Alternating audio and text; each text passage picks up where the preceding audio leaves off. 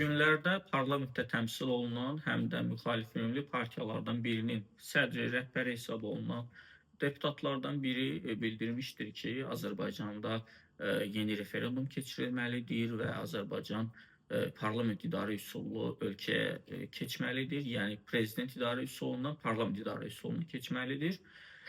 Bu təklifə təbii ki, zaman-zaman Azərbaycanda biz rast gəlirik Azərbaycan siyasətindəki professional seçki üsuluna artıq keçilməlidir.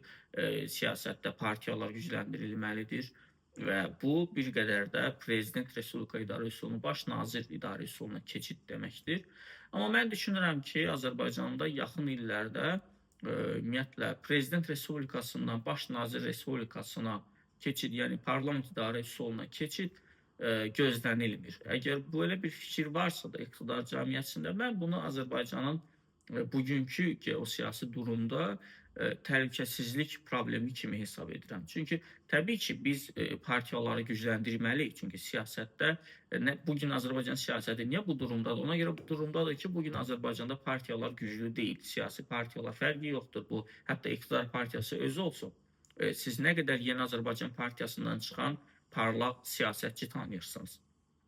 Yeni Azərbaycan Partiyasının ən parlaq simaları Siyavuş Novruzov, Elman Nəsirov kimi deputatlardır ki, onlar da xalqın az qala böyük bir nifrətini qazanıblar. Onlar bütün vətəndaşlar arasında, bütün deməyək, əksər vətəndaşlar arasında onların demək olar ki, nüfuzu, ümumiyyətlə siyasi nüfuzu sıfıra bərabərdir, bəlkə sıfırın daha da aşağısındadır. Və bu zəif partiya sisteminin nəticəsidir. Ona görə ki, bugün heç Azərbaycanda iqtidar partiyası olan Yeni Azərbaycan Partiyası belə demək olar ki, ölkəni idarə etmir. Ölkəni İlham Əliyev və ona bağlı olan, ona sədaqətli olan bir qrup şəxs idarə edir. Bəli, formal olaraq, faktiki olaraq İlham Əliyev Yeni Azərbaycan Partiyasının sədridir.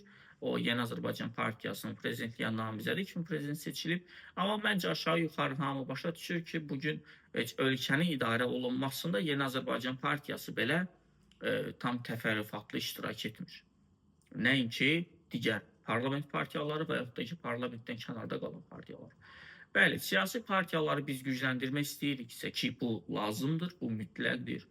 Bunun ilk yolu elə siyasi partiyalar haqqında qanunun, o son qəbul olunan qanunun ləğvidir. Bu qanun birbaşa partiyaları asılı halda saxlayır. Bu qanun birbaşa partiyaların sərbəst inkişafının qarşısını alır. Çünki onların qarşısında öhdəliklər qoyulur.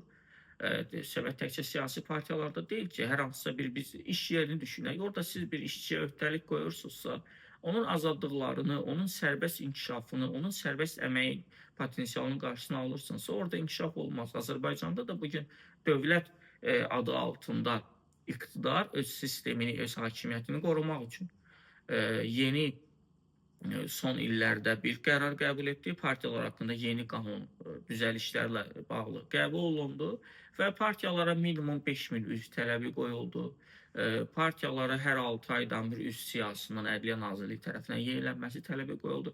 Bütün bu tələblərin kağız-çoğuz işi ilə az qala siyasi partiyaları kağız-çoğuz işinə saldılar.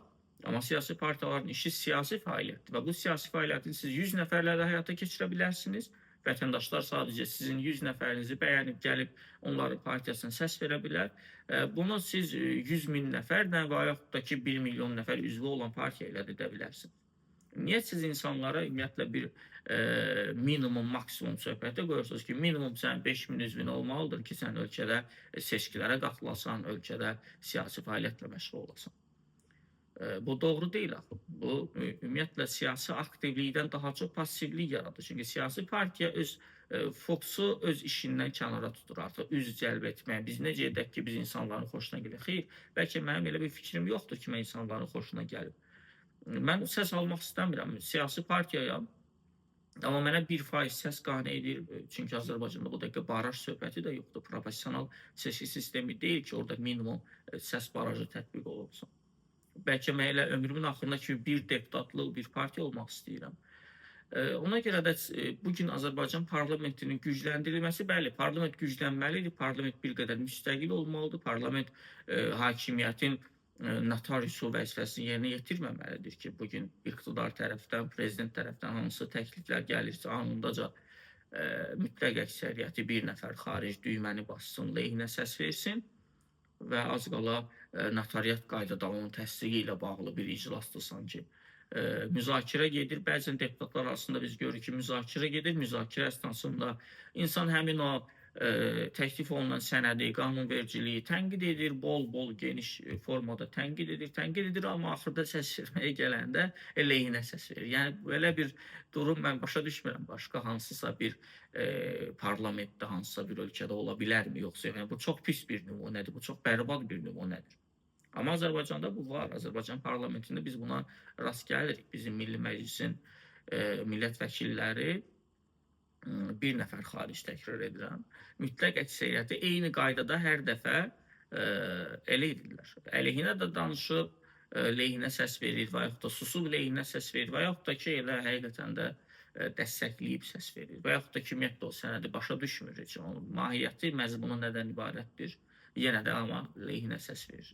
Və lehinə səs verənlər sanki toplusudur bu dəqiqə Milli Məclis. Və bugün Azərbaycan parlamentinin gücləndirilməsi mütləq onun proporsional seçki sisteminə keçid, parlamentar idarə üsuluna keçidlə bağlı deyil. Parlamentar idarə üsulunda da mən düşünmürəm ki, fərqli nəsə olacaq.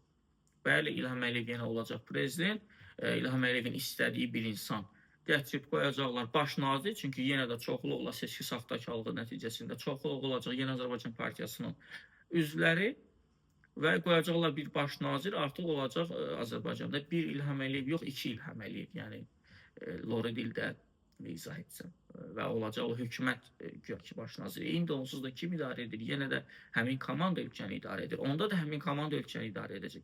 Amma onun riskləri daha çoxdur.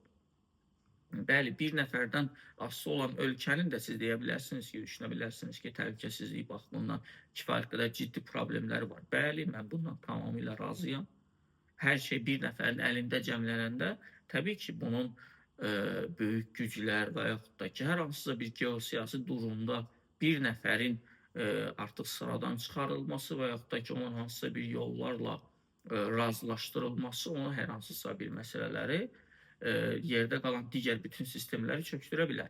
Amma bunun yolu təkcə baş nazir dövlətinə keçiddə deyil. Bunun yolu Azərbaycanda ədalətli məhkəmə sisteminin, güclü parlament idarə üsulunun olmasıdır. Güclü parlamentin olmasıdır daha doğrusu. Güclü parlament necə olmalıdır? Güclü parlament şəffaf seçkilər nəticəsində parlamentə seçilən millət vəkilləri arasında olmalıdır. Onun nəticəsində formalaşmalıdır. Yenə də proporsional qaydaya da keçsə, yenə də seçki saxtakarlığı olacaqsa, yenə də iqtidar özünün istədiyi partiyaları parlamentə buraxacaqsa, yenə də özünün istədiyi partiyanı ana müxalifət təyin edəcəksə, onda yenə də parlament indikindən daha güclü olmayacaq. Qəti şəkildə biz bunu belə düşünməməliyik. Parlamentin güclü olması, ümumiyyətlə dövlətin güclü olması onun birinci məhkəməsinə baxılır. Onun ölkənin nə qədər ədalətli olub olmamasından baxılır. Onun iqtisadi gücündən baxılır. Onun ordu gücünə baxır. Bəli, bugün bizim ordumuz güclüdür, bizim bugün ordumuz qalib ordudur.